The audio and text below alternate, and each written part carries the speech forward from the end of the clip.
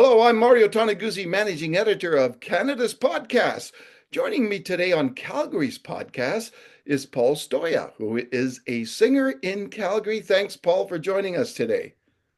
Thank you, Mario. Thanks for having me on. Well, let me ask you, were you born a singer?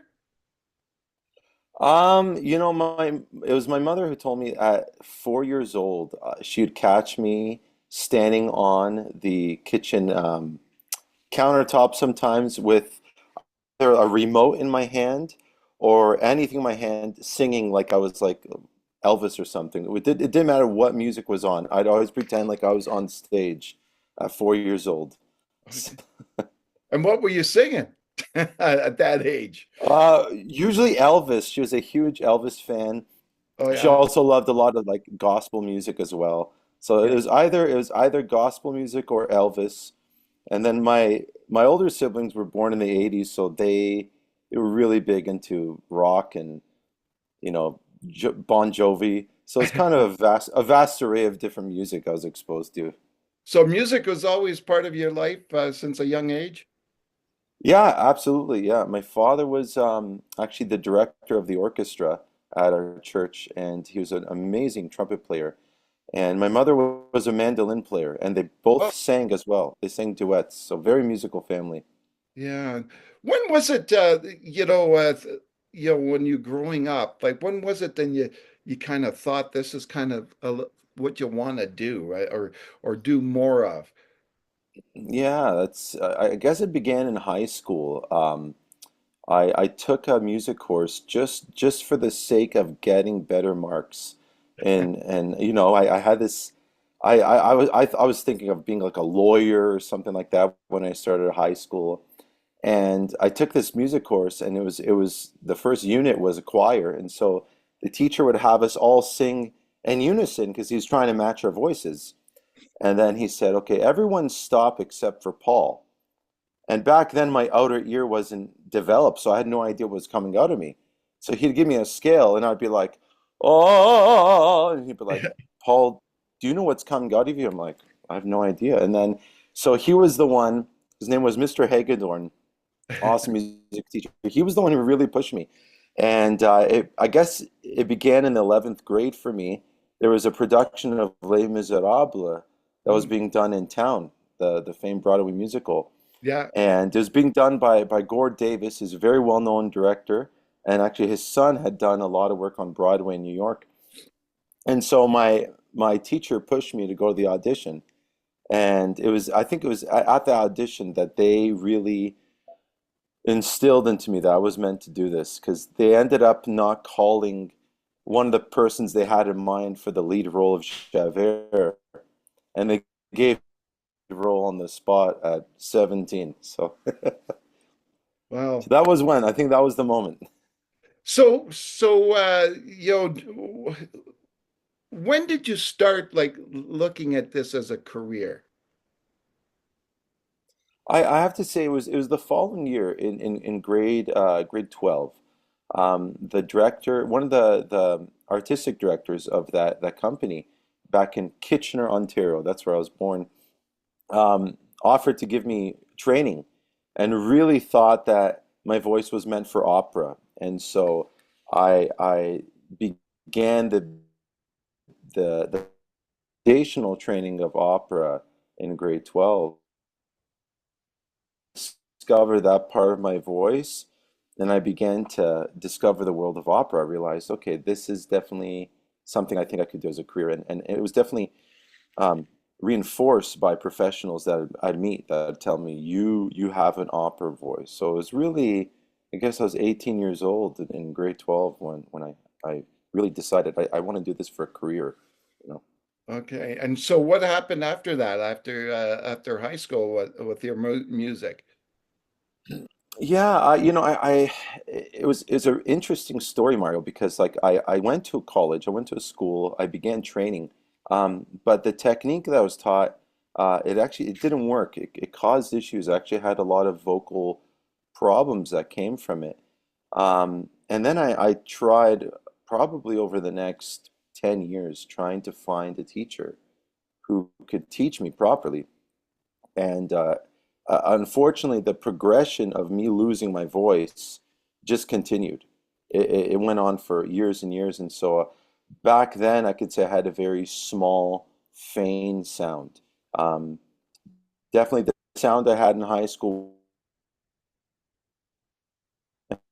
and 32-year-old friend who heard me sing in a bathroom at a church. He was just like outside in the corridor and he said, "Listen, you told me you tried all this training.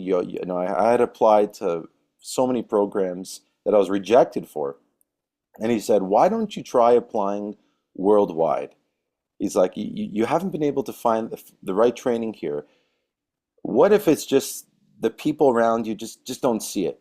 And he gave me this saying. He said, "Paul, you're not going to find the right people until you're willing to leave the wrong people." And so I listened to him and I put out about 300 applications worldwide, like everywhere, Europe, the US. Um, and I ended up getting a call from a company in Italy who they heard my recording and they said, "We think there's great potential here. We'd like to audition you." And so I scrapped up my last $2,000 I had in my savings account, and I Wow. went to Italy on probably the most economic trip ever known to man. It was a miracle. I was able to make it there and back on $2,000. But when I auditioned, it was this beautiful villa they had, and were amazing, amazing opera singers there, Wow. and the one owner of the company said, "We're really sorry it didn't work out for you, that you didn't get the right training you needed, but we see great potential. We're going to help you. We're going to train you." And that is really where the voice that you hear today when I perform, that's where it was birthed in Italy. And my teacher's name is Francesco Faccini. I was in Lucca, Italy, just Oh, about an hour west of Firenze, of Florence. yeah. And so I lived there for a time. It was about 6 months I was there, and that's when I discovered this voice. And so I really and it was also his partner Paola Abid. They owned the company called Opera Stage, and I can say till the day I die, it began there. It's, Wow. So, yeah, so if you fast forward in some sense, and we'll get into what you sing now, but like what happened after that? Like, and the transition, say, from opera to more modern music, if you want to say it that way. yeah. So that brought on a host of opportunities. One um, was a teacher, Michael Trim, and as to progress, he realized I was in a larger vocal category known as the Dramatico Helden class. And so there's a specialist in the US that he knew. And Michael Trimble was probably one of the most renowned teachers in US history for opera. And so he accepted me into his studio. And so I trained with Michael in the US for 2 years. And he had a wonderful respect for all kinds of singers, be it Ray Charles, be it um, any country singer, and so he really introduced me to the concept of being able to sing any genre with a solid technique, and there's only a few things you have to change. And so that opportunity led to me to train in Berlin. Wow. I did an audition afterwards, and I went to Berlin, and I got to work with a maestro. And we continued on time here. Actually, I came back to Canada, but I worked with his maestro. His name was Byron Knutston. He used to be um, director of the Young Artist Program at the Komischoper in Berlin. And so I guess that was the key transition, because there's an opportunity that came that he highly encouraged me to do in France. And it was a program in the south of France called Lyrique en Provence. and it was held by a renowned opera singer from Paris, and she also sings regularly at the Vienna State Opera, and also the chef de chant of the Paris Opera. So he was like the head coach of the Paris Opera. So I got accepted into this program. I went and did it, and it was really Sophie that introduced me to a whole nother world of singing because she also sang jazz. Ah, And it was a really interesting program because it was a really intense program. And we were there 12, 16 hours a day. They covered everything from acting to presence to, all everything we had to know about the technique. And so it was a fusion show that we were actually gearing up to. It was a jazz, pop, and opera fusion show. And when you hear it, you think that's crazy. Who's ever done that? But it was actually an amazing show. It just it flowed together so well. And so when I saw my colleagues in France, how they embrace jazz, they embrace pop, while also being opera singers, I have to say this was a foreign concept to me. And it was in, the months afterwards that I really dug into the work I did in high school, where I actually did sing some jazz in high school. We had a jazz band, and even in my undergrad, I had done a little bit of work with a mini big band. And so all that was put to sleep for like 20 years because I was just so focused on opera, right? yeah, yeah. And it was really in the aftermath of that show in France that I said, you know what? I don't have to just limit myself to opera. Yeah, I no, can explore all the repertoire I love, and then just the Sinatra swing style. It just suited my voice so much, and so I just made the decision for a time to explore that. all right. So when did you come to Calgary? I came to Calgary just about 4 years ago in 2021.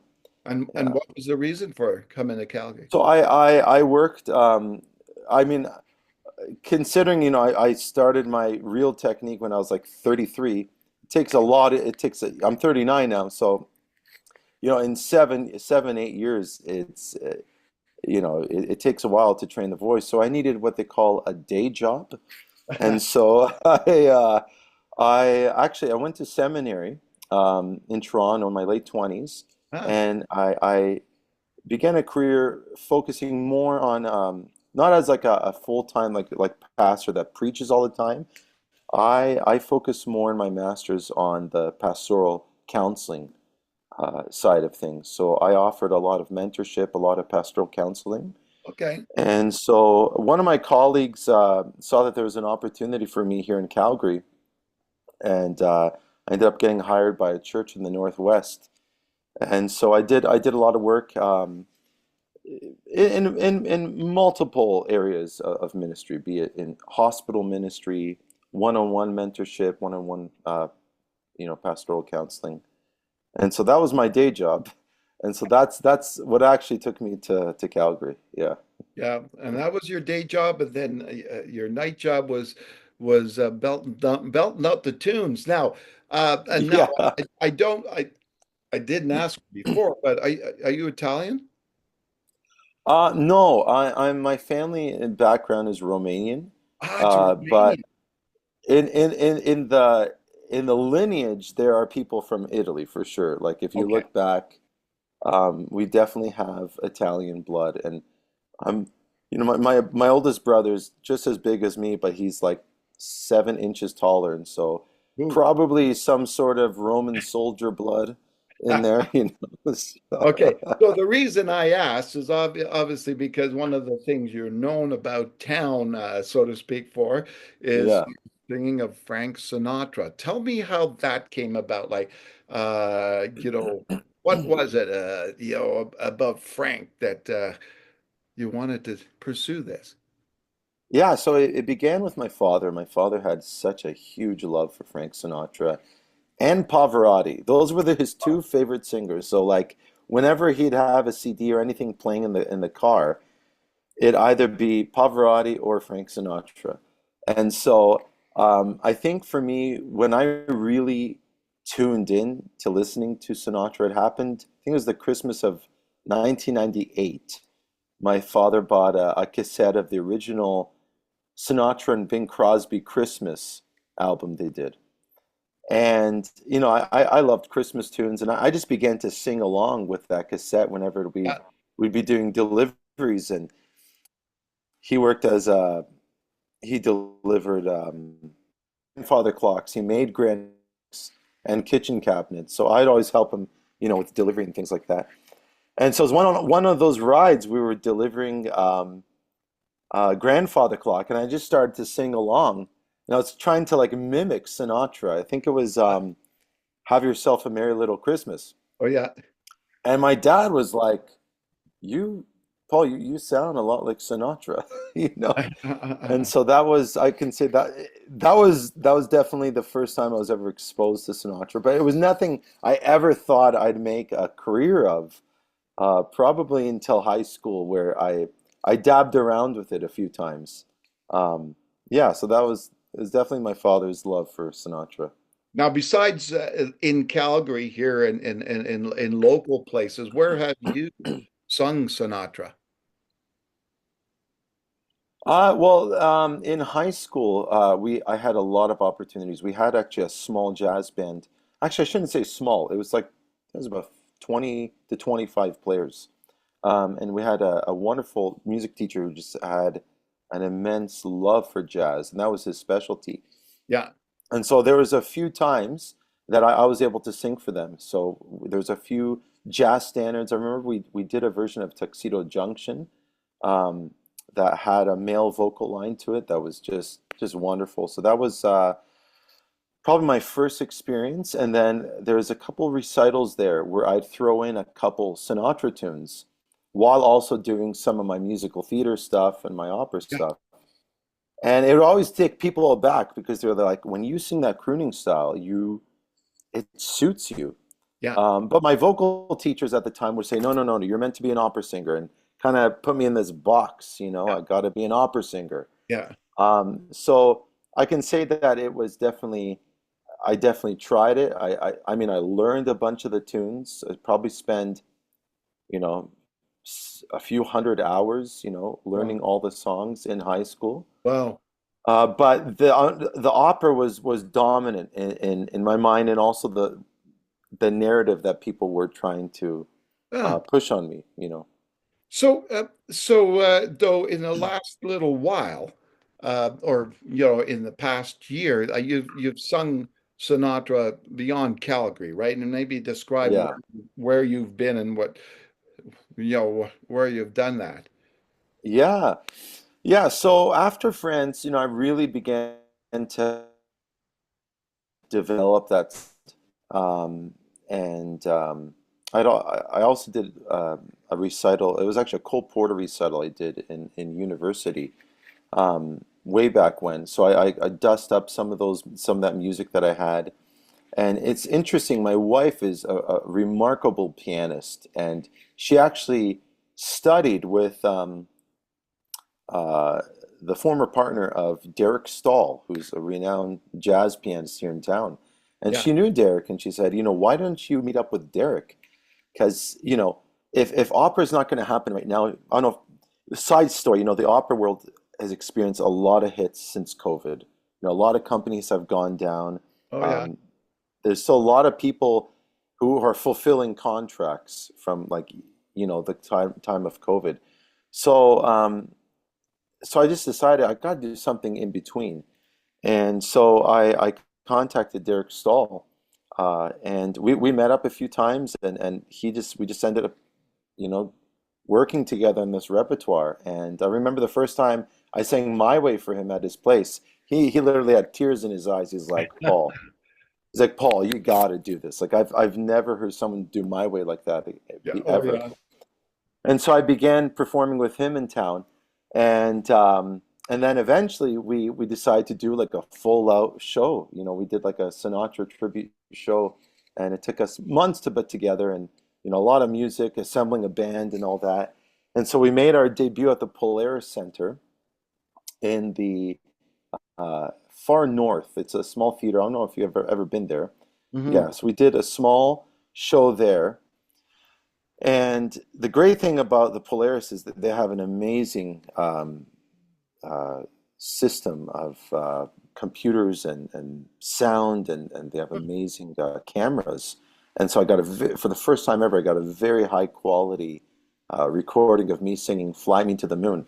Oh yeah.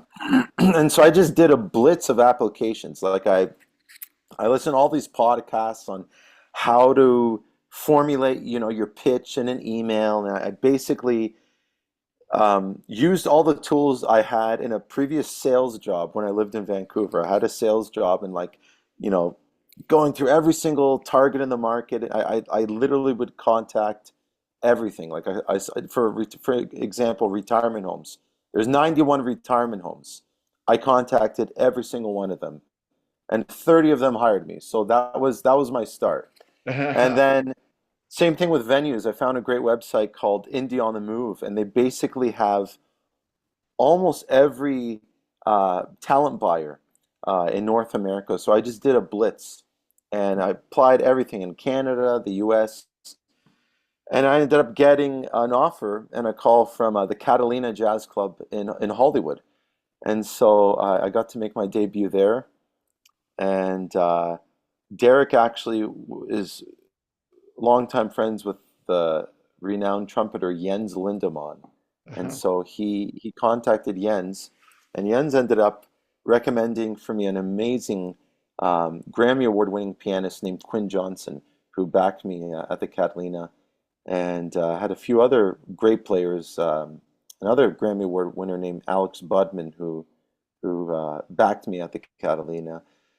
And then that just opened up more doors here in Calgary. I got an offer to begin these tributes at the King Eddy, and our first show was just totally sold out. Is they've just been wonderful, and it's growing and growing. And then I don't know if you know, I made my debut in Las Vegas about a month ago. Yeah. So yeah, Yeah.